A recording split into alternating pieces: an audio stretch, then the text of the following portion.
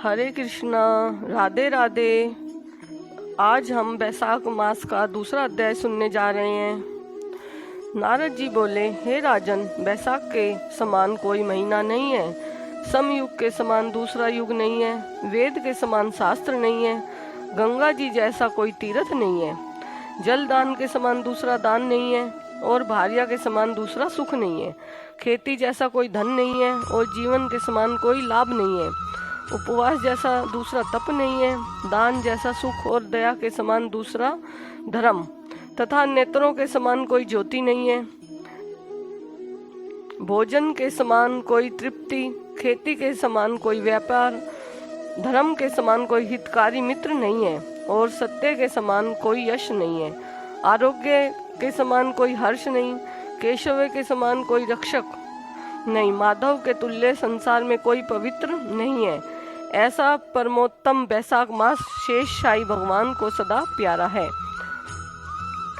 भगवान के प्यारे इस महीने को जो लोग बिना व्रत किए व्यतीत किए हैं, वह धर्महीन होकर शीघ्र ही पशु योनि को पाते हैं। उनका कुआं, बावड़ी बनवाना, बगीचा लगवाना आदि सभी धर्म व्यर्थ हैं, उनका कुछ फल नहीं होता। जो मनुष्य बैसाख मास में नियम पूर्वक भोजन आदि करते हैं, वे विष्णु भगवान की साजुष्य मुक्ति का अवश्य प्राप्त करते हैं, इसमें संदेह नहीं है। संसार में अनेक प्रकार के दान व्रत हैं, परंतु उनके करने से शरीर को अत्यंत परिश्रम करना पड़ता है, उनसे संसार में बार बार जन्म लेना पड़ता है। परंतु बैसाख मास में केवल स्नान कर लेने से ही प्राणी आवागमन से छूट जाता है। आवागमन का मतलब बार बार उसको जन्म नहीं लेना पड़ता। सब दान करने से जो पुण्य होता है, संपूर्ण तीर्थों में स्नान करने से जो फल मिलता है, वह सब बैसाख में केवल जल दान करने से ही मिल जाता है। जिसमें जल दान करने की सामर्थ्य न हो, वे ऐश्वर्य की इच्छा करने वाले दूसरों से कहकर जल दान करवाएं। यह कर्म भी सब दानों से अधिक है। तराजू के पलड़े में सब प्रकार के दान और दूसरे जलदान रखकर तोलें तो जलदान ही भारी निकलेगा। जो यात्रियों के लिए प्याऊ लगाकर जलदान करवाता है, वह अपने करोड़ों कुल का उद्धार कर विष्णु लोक को जाता है। हे राजन, प्याऊ लगाने से देवता, पितर और ऋषि सब निसंदेह अत्यंत प्रसन्न होते हैं। जो प्याऊ लगाकर थके हुए यात्रियों को संतुष्ट करता है, उससे ब्रह्मा, विष्णु और शिव सब देवता प्रसन्न होते हैं। जो जल की इच्छा हो तो जलदान करें, छाया की इच्छा हो तो छतरी दान करें, और हे राजन, जो विजन की इच्छा हो तो बैसाख में पंखा दान करें। जितने दान बताए हैं, उनमें जल दान, छत्र दान और पंखा दान सबसे उत्तम है। इन्हीं का दान बैसाख में अवश्य करना चाहिए। जो बैसाख के महीने में कुटुंबी ब्राह्मण को जल से भरा घड़ा नहीं देता, वह चातक योनि पाता है। जो प्यासे महात्मा को शीतल जल पिलाता है, उसे हे राजेंद्र 100 राजसूय यज्ञ का फल मिलता है। जो धूप, परिश्रम और पसीना से व्याकुल ब्राह्मण को पंखा से हवा करता है, वह सब पापों से रहित हो गरुड़ के समान हो जाता है। जो मनुष्य बैसाख में ब्राह्मण को पंखा नहीं देता, वह अनेक प्रकार के वात रोगों से पीड़ित हो नरक को भोगता है।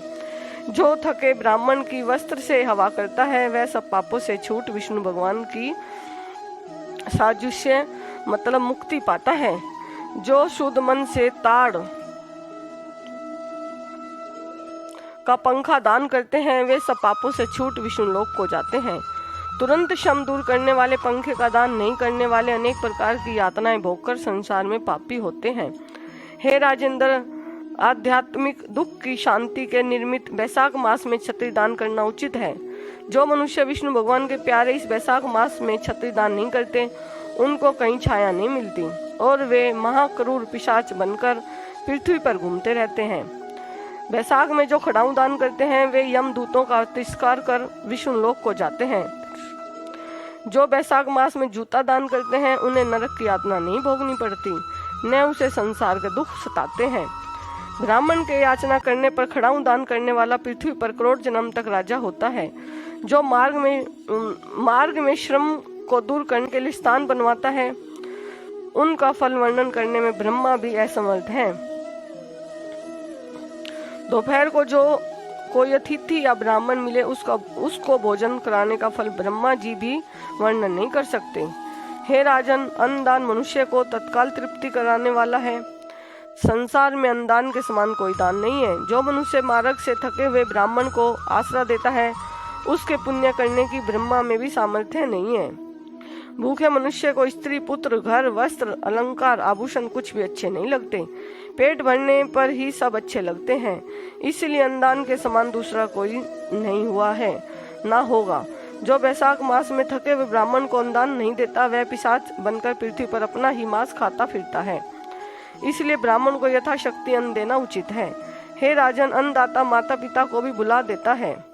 वह दानी ही को अपना सर्वस्व समझने लगता है। इससे त्रिलोकी में सब अन्न की ही प्रशंसा करते हैं। माता पिता तो केवल जन्म देते हैं, परंतु पंडित लोग संसार में अन्न के दानी को ही पिता कहते हैं। हे राजन, अन्नदाता में सब धर्म निवास करते हैं। दूसरा अध्याय पूर्ण हुआ।